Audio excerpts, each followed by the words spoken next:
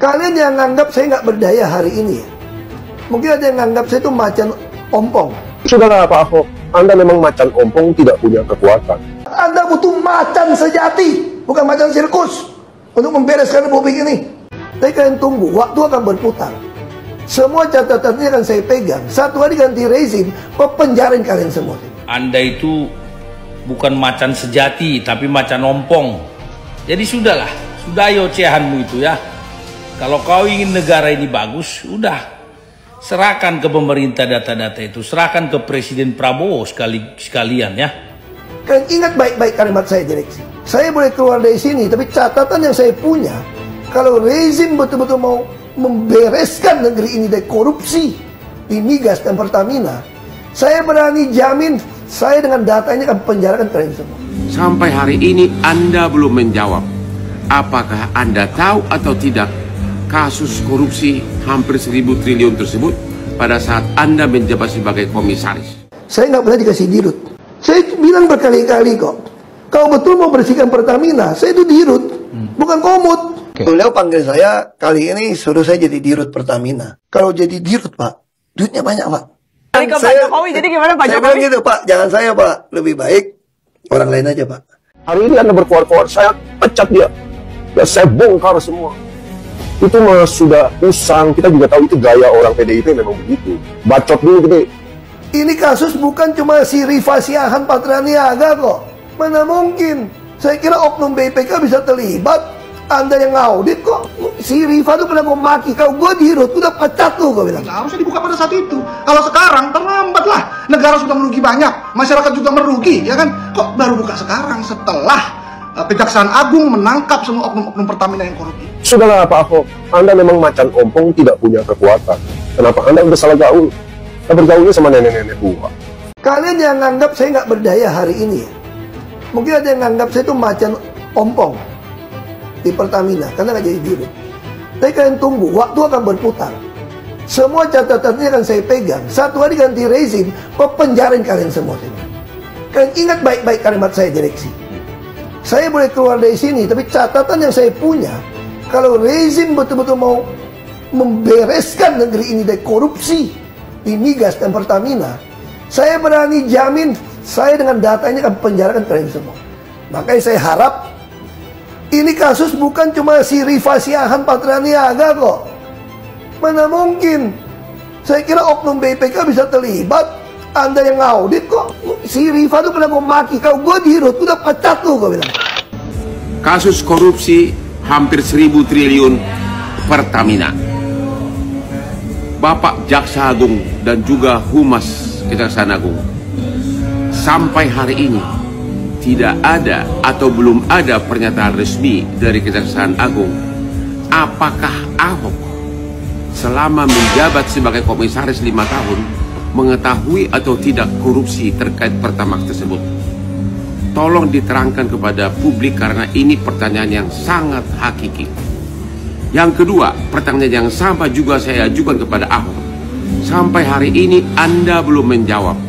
Apakah Anda tahu atau tidak kasus korupsi hampir 1.000 triliun tersebut pada saat Anda menjabat sebagai komisaris? Kepada para pendukung Ahok, saya tidak membenci Ahok. Saya hanya memakai logika otak saya mempersoalkan hal-hal yang tidak nyambung.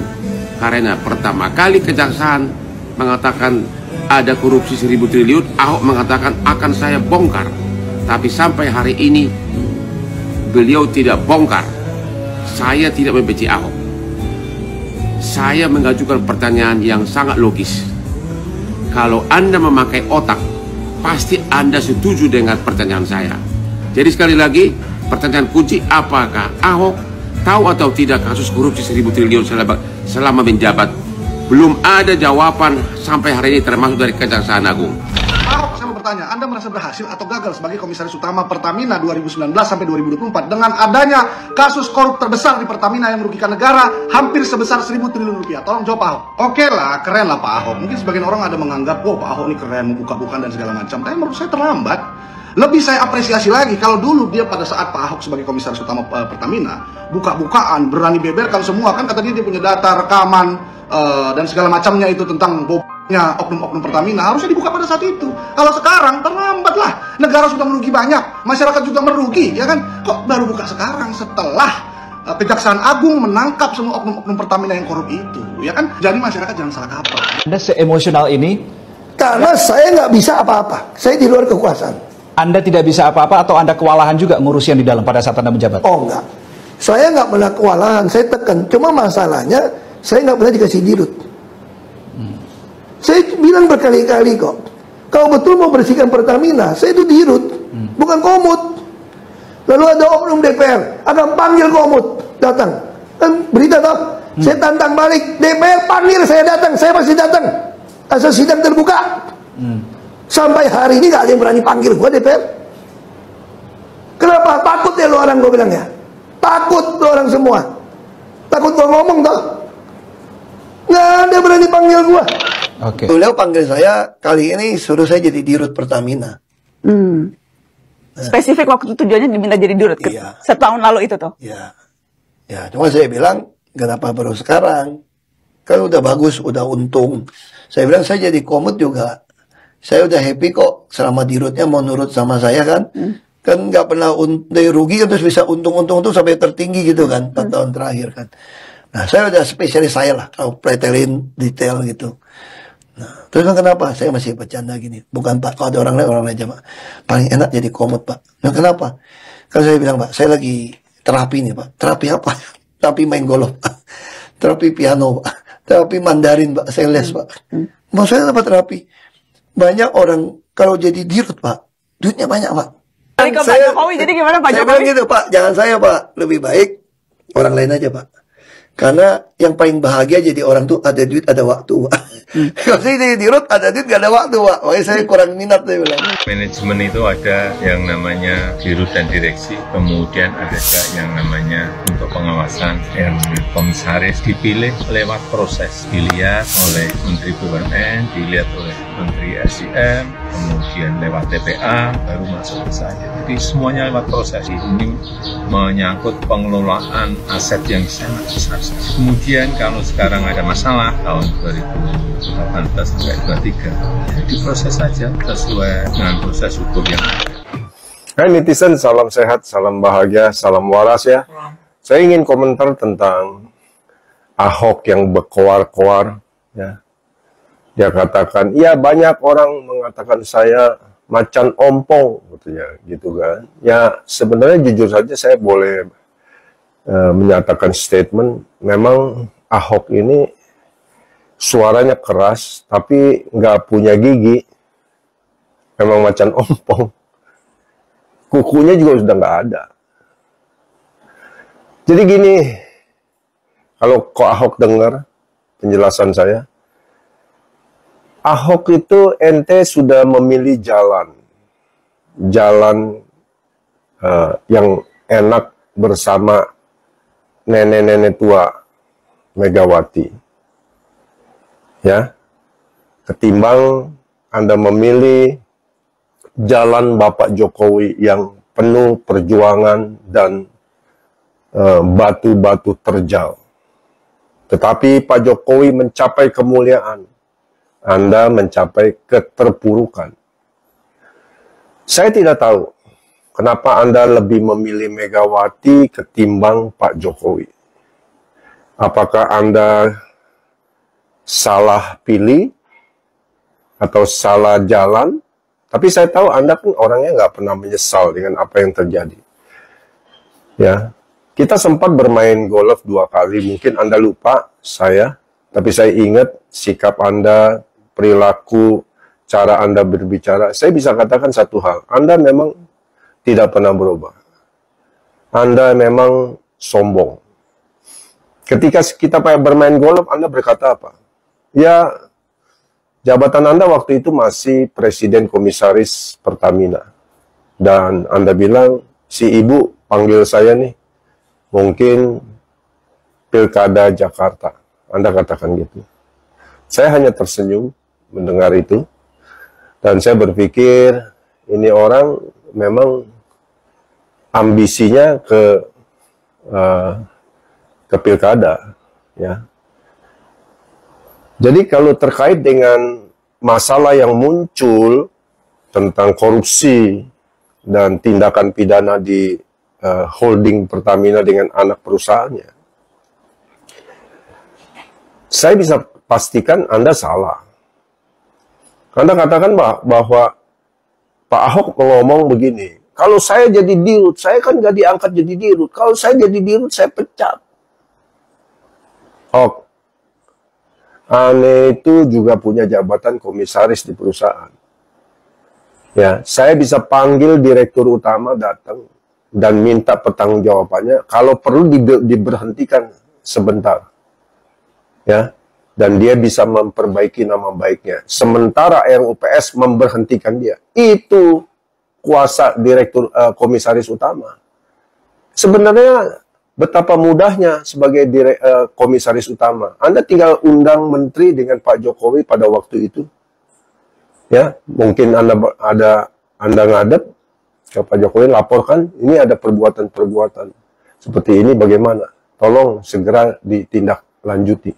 Pemerintah saat ini kalau tidak mau memperlakukan e-katalog di LKPP pengadaan bahan migas, saya berani jamin cuma mau ganti pemain. Ada yang mau makan itu uang. Oke. Saya mau tegaskan seperti itu aja. Ini ada tangan yang berkuasa ikut main kalau menurut saya gitu loh. Di Republik ini. Itu yang saya maksud. Beyond Kalau urusan saya mau subholding beresin perusahaan. apa yang susah? Saya kasih contoh gini ya. Ini bisa jadi lebar kemana-mana kasusnya kok dibongkar. Saya senang banget ini. Ya. Saya ingin masyarakat tuh mengerti bahwa akar masalah Republik Indonesia adalah korupsi dan kemunafikan. Jadi orang semua saling sandra menyandra. Pesan ini terkhusus kepada Ko Ahok, Basuki Cahayapurnama, yang dulu saya sangat membanggakan dan sangat benar-benar memuji ya sikap dan mantapnya seorang Ko Ahok. Tapi setelah munculnya ini persoalan Pertamina ini, baru Anda muncul kembali dengan ini apa? Semangat menggebu-gebu. Ya, ada beberapa pesan buat Ko Ahok. Satu, Anda itu bukan macan sejati, tapi macan ompong. Ya, karena saya lihat, saya tonton semua video tentang Anda. Baru-baru muncul sekarang. Anda itu sangat luar biasa dan mengetahui semua data itu. Dan Anda bilang siap dipanggil DPR. Selama belum dipanggil ini dan tidak muncul persoalan Pertamina, ketika Anda saat itu bisa memunculkan itu segera, mungkin negara ini tidak rugi terlalu besar. Ya, artinya begini Ko Ahok, ya, kalau Anda tidak ingin mencari nama, mencari popularitas dalam hal pengungkapan ya kerugian negara yang begitu besar Anda ketahui, harusnya Anda itu memberikan data itu segera setelah waktu Presiden Prabowo dan Gibran itu dilantik ya. Jadi Anda tidak perlu menyimpan-nyimpan data itu ya, tapi Anda bilang akan mengeluarkan data itu dengan sidang terbuka ketika dipanggil oleh DPR, kan begitu? Ini saya heran lihat Anda. Ya, Anda komisaris utama, Anda bilang Anda tidak punya kekuatan. Saya jujur aja tidak paham kinerja atau foksi daripada komisaris utama, direktur utama ya. Tapi yang pasti Anda mengetahui itu sudah sejak lama. Tapi Anda tidak mau membongkar. Artinya ada dua. Anda ingin cari popularitas atau Anda tidak percaya kepada pemerintahan yang sekarang. Ya. Jadi sudahlah, sudah ayo ocehanmu itu ya. Kalau kau ingin negara ini bagus, udah serahkan ke pemerintah data-data itu, serahkan ke Presiden Prabowo sekalian ya. Biar lebih mantap. Ya, tapi kalau Presiden Prabowo tidak menyelesaikan data yang Anda berikan, ya mungkin kita bisa blow up ya. Anda mungkin bisa langsung ungkap semua. Kenapa harus melalui sidang terbuka ya? Dengan DPR, Anda menunggu dipanggil DPR. Berani DPR manggil saya. Anda itu sangat luar biasa di masa lalu. Semua memuji dan mengeluh-elukan Anda. Oke lah ya, terlalu banyak bacotmu Ahok. Ya, terlalu banyak bacotmu. Horas. Bapak Jaksa Agung, Bapak Jampitsus Kejaksaan Agung, Bapak Humas Kejagung, masyarakat berhak tahu apakah waktu pemeriksaan BAP di Kejaksaan Agung, apakah Ahok mengakui atau tidak mengakui atau mengetahui adanya kasus korupsi di Kejaksaan Agung tersebut. Ini hanya pertanyaan, apakah dia tahu selama 5 tahun menjabat sebagai komisaris utama, dia tahu nggak kasus mega korupsi 1.000 triliun tersebut, atau memang dia tidak tahu? Karena dianya pun sampai hari ini tidak berani mengutarakan ke publik apakah dia tahu atau tidak. Pertanyaannya simpel banget, karena itu tugas dia, maka dia wajib menjawab apakah dia tahu atau tidak. Demikian juga Kejaksaan Agung wajib membuka ke publik apakah dia tahu atau tidak. Ya, karena itu tugas dia. Berkali-kali saya mengatakan itu tugas dia, komisaris utama. Ya, sekali lagi Bapak Jaksa Agung, tolong umumkan apakah waktu BAP Ahok mengaku nggak mengetahui atau tidak kasus korupsi yang sangat besar tersebut. Hotman Paris, salam semuanya. Pertanyaannya, kenapa Anda tidak lakukan itu? Hari ini Anda berkoar-koar, saya pecat dia. Ya, saya bongkar semua. Itu mah sudah usang. Kita juga tahu itu gaya orang PDIP memang begitu. Bacot dulu gede. Ya. Kumahangke wae nantinya. Sudahlah Pak Ahok. Anda memang macan ompong, tidak punya kekuatan. Kenapa? Anda udah salah gaul. Kita bergaulnya sama nenek-nenek tua. Partai yang sudah kedodoran mau memperbaiki citranya. Anda lebih memilih jalan bersama Megawati ketimbang Anda memilih bersama Pak Jokowi yang penuh perjuangan tetapi mendapatkan kemuliaan dan kehormatan. Anda sudah memilih. Bahkan pada kesempatan pertama ketika Pilpres Anda masih bisa mengatakan Pak Jokowi itu Anda jelekkan Pak Jokowi. Ya, nggak becus bekerja dan sebagainya. Tegahnya Anda ngomong begitu. Ya, saya pendukung Pak Jokowi 100%. Bahkan 101% saya mendukung Pak Jokowi. Perkataan Anda pada waktu saat Pilpres itu menyakitkan bagi pendukung Pak Jokowi. Termasuk saya. Saya bilang ini orang nih kualat nih. Ngomong sembarangan. Jadi, kalau pada saat ini sebentar Anda dipanggil, ya, dimintai keterangannya sebagai saksi, ya, dengan Kejaksaan Agung, Anda datang. Tapi kalau Anda dibilang Anda tidak salah, menurut saya Anda salah. Sebagai komisaris, pada waktu itu Anda sedang berkuasa jadi komisaris utama. Bagaimana mungkin Anda tidak tahu ada masalah di Pertamina dengan anak-anak perusahaannya? Pertanyaan saya, apakah Anda bekerja dengan sungguh-sungguh? Atau cuma buang waktu main golf saja? Santai-santai. Apakah Anda sudah melakukan the best effort you can do? No way. Bullshit. Sudahlah, Anda nggak usah banyak ngomong. Memang Anda ini, jujur aja, Anda macan ompong. Anda lupa waktu Anda jadi cawagup, siapa yang dukung Anda? Prabowo, Gerindra. Ya, Anda lupa. Anda lebih memilih pindah kan? Ke PDIP ketimbang ke Prabowo. Hari ini Prabowo jadi presiden. Mana mungkin Anda direkrut oleh Prabowo? Anda sudah ada di seberang sana. Di atas gunung bersama nenek-nenek tua. Mau ngomong apa? Kita punya rekam jejak. Anda punya karakter tidak baik. Bacot Anda terlalu besar, terlalu sombong. Ya. Kemudian kasus pribadi juga. Anda lihat. Anda ceraikan Veronica. Ya. Anda tahu firman Tuhan, kebenaran firman Tuhan. Allah membenci perceraian. Anda ceraikan istri Anda. Yang sah. Anda kawin sama yang muda. Saya juga mengalami masalah yang seperti Ahok alami. Saya juga punya istri yang muda dan cantik. Tapi saya tidak ceraikan istri saya. Ya. Kenapa? Ya, itulah keputusan saya. Saya tidak bisa memilih salah satu. Karena menurut saya dua-duanya benar. Gitu. Saya nggak mau curhat lah masalah pribadi saya. Tapi saya katakan, sudah jangan banyak bacot. Kalau Anda banyak ngomong, omongan terlalu keras, ya, jadi bikin gaduh, nggak ada manfaatnya. Anda sudah ada di seberang sana, di atas gunung bersama nenek-nenek. Iya, nggak punya jabatan eksekutif kan? Mau ngomong apa?